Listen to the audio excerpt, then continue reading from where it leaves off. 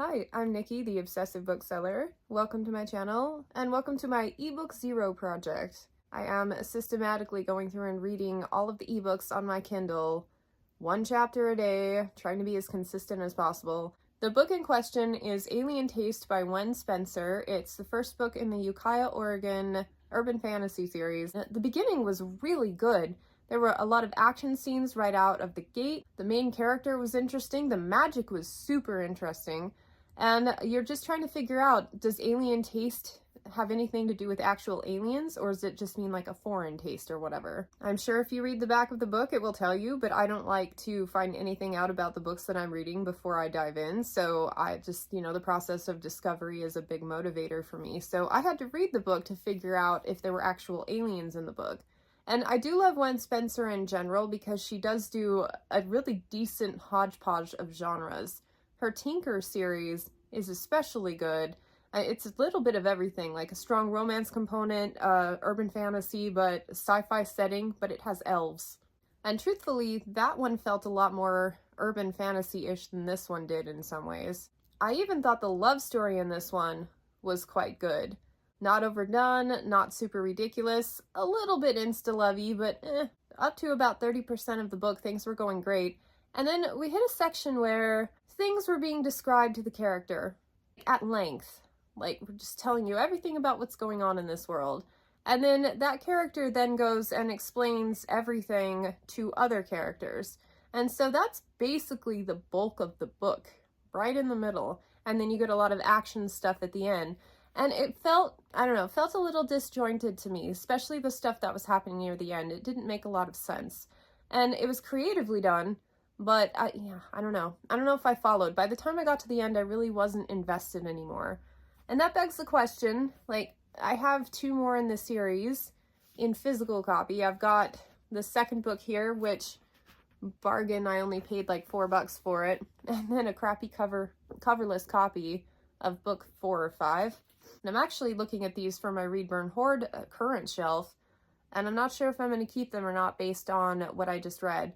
So in the whole scheme of urban fantasy things, this was one of the most unconventional ones that I've read. It also was a little bit more generally accessible than a lot of them that I've read. But at the end of the day, with the pacing issues and just like my overall sense of like happiness at having read it, I'm coming in at a 2.5 out of 5 star rating. It's better than just okay, but I'm not sure if I actually liked it or not. It was a little weird. And the weirdness component is what I thought I would appreciate most, but it didn't really give me any ongoing plot point, overarching plot point that I liked to latch on to. So going into the next book, I'm not really sure if I'm interested in seeing more about this particular story arc. There are only 5 or so books in the series, so I will decide on these when I get to that point in my Read Burn Hoard process for that shelf. But for the moment, Alien Taste is completed, and that means I now have only 7 of my original 10 books left on my ebook shelf. And picking the next book is always my favorite part of the process, so I debated long and hard, and the one that I ended up going with, Fury of a Demon by Brian Naslund.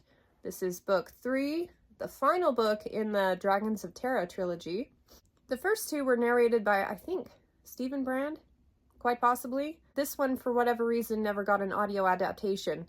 The second book kind of jumped the shark a little bit, so we'll see what he does with this one, but overall, he has this amazing ability to write these scenes in a way that build this incredible momentum, and the fight scenes are superb. The dragons are really interesting. What they're doing with the dragons is really interesting. They're kind of on the periphery of the story, but central to the magics and what's going on with the politics. I really like that. I like the characters.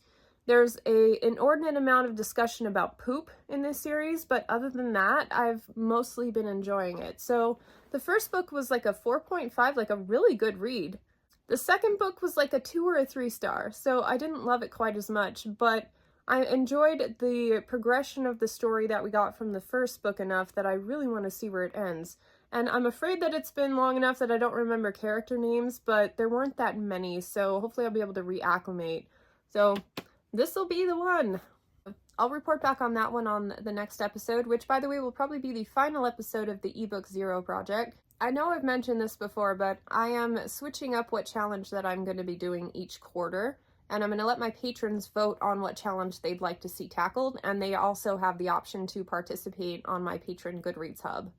So whatever we're doing it all together, and that'll be what I feature for this like smaller video bi-weekly update. I've been loving it. The accountability I get from having to film myself continuing the same challenge over time, really motivating. It's also motivating to get in here and read every night, which has been something that I've been wanting to do for quite a while, but did never seem to make time for. But yeah, I'm reading in my library almost every night before bed. I love it.